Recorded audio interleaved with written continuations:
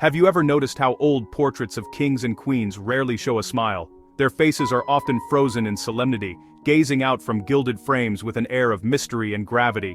It's easy to assume that this was simply the style of the time, or perhaps a result of the long hours required to sit for a painting. But sometimes the absence of a smile tells a deeper story, one of pain, power, and the burdens of royalty. For Charles II of Spain, the reason was more than just fashion, or the difficulty of holding a pose.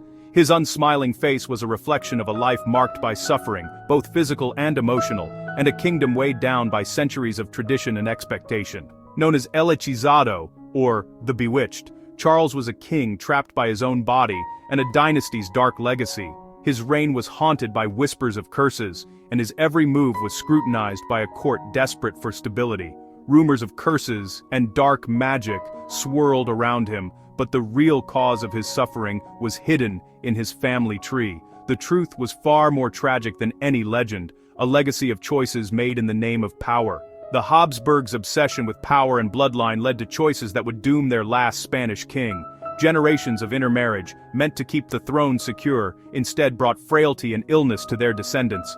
Behind the crown and grandeur was a man whose pain shaped the fate of nations. Charles's struggles were not just his own, they rippled through the royal court, the people of Spain, and the very future of Europe. To understand why Charles never smiled, we must look beyond the canvas and into the world of 17th century Spain, a land of immense wealth, deep superstition, and rigid tradition. It was a time when appearances mattered, but the truth was often hidden behind closed doors and heavy velvet curtains. This is the story of a king whose sorrow changed the course of European history. His life was a tragic reflection of a dynasty in decline, and his suffering would echo far beyond the walls of his palace. The last Habsburg king of Spain, whose suffering could not be hidden, and whose legacy would shape the destiny of a continent. In 1661, Madrid celebrated the birth of Charles II, a long-awaited male heir to King Philip IV. Spain's empire stretched across continents, and the birth of a prince promised stability. But Charles was frail from the start, plagued by illness and barely expected to survive infancy. His parents, haunted by the loss of other children, watched over him with anxious hope. When Philip died, 4-year-old Charles became king, a child too weak to stand, let alone rule. His mother, Marianne of Austria, became regent, while the court worried about the future. The Habsburg obsession with pure bloodlines had created a genetic trap, and Charles was its most tragic victim.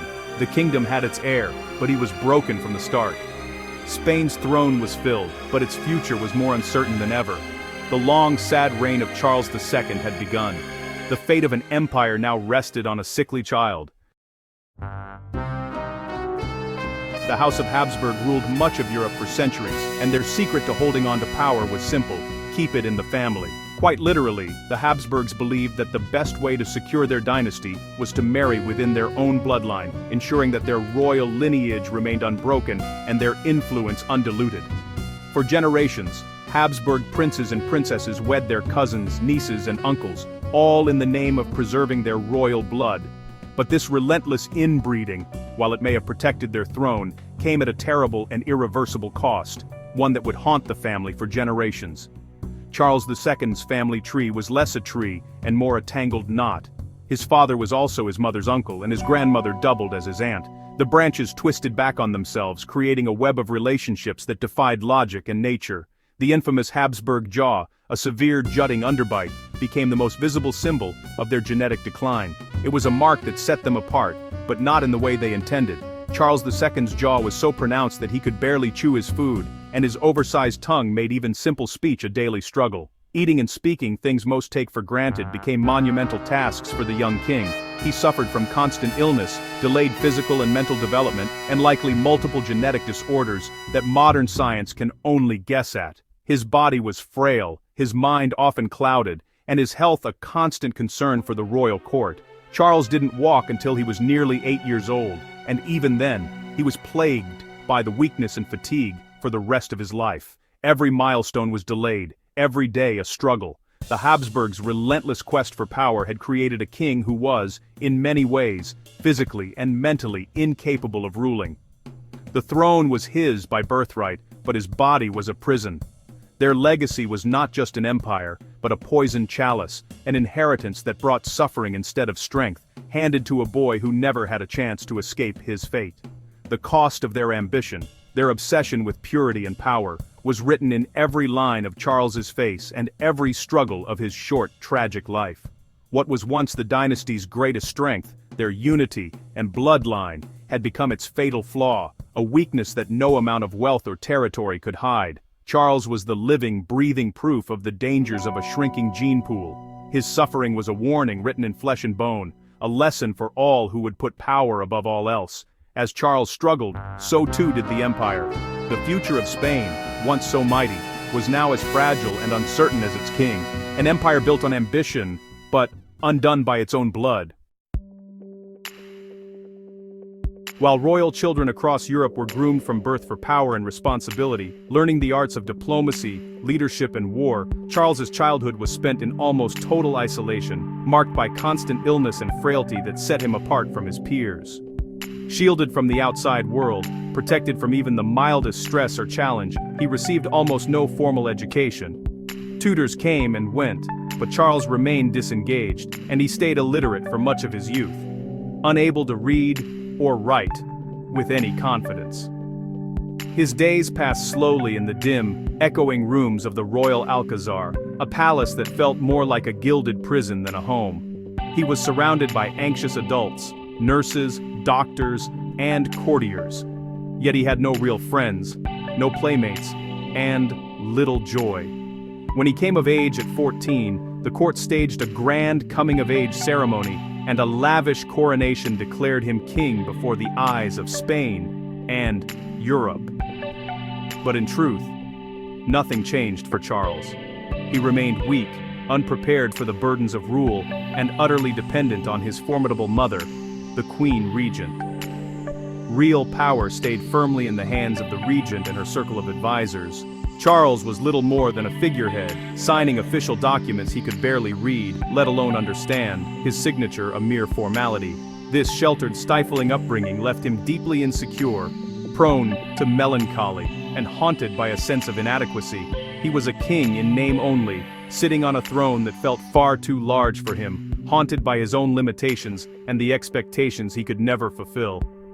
The wealth, splendor, and endless ceremony of the Spanish court could not mask his pain or his growing sense of powerlessness.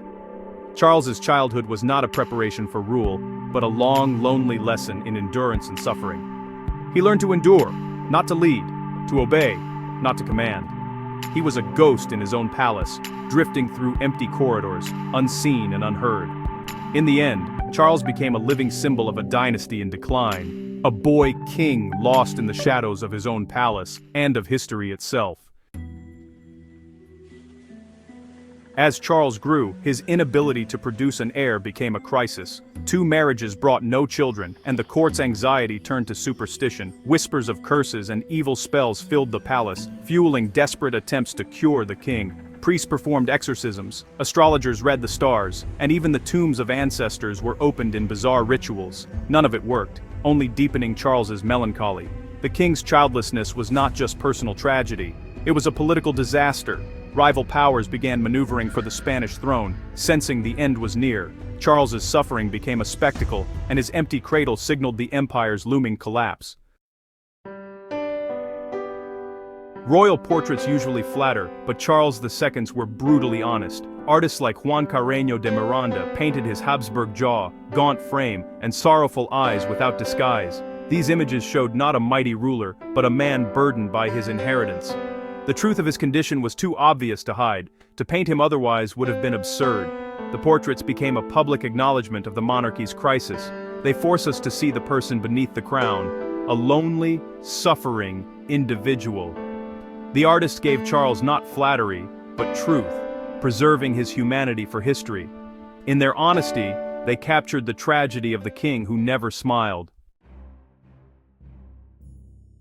Charles II died in 1700 at just 38. his body ravaged by illness. With no heir, his death plunged Europe into chaos. The question of succession ignited a fierce struggle between the Bourbons of France and the Austrian Habsburgs. On his deathbed, Charles named Philip of Anjou, grandson of France's Louis XIV, as his successor, hoping to keep the empire united. But rival powers refused to accept a Bourbon Spain, fearing a superstate. The War of the Spanish Succession erupted, lasting over a decade and redrawing the map of Europe.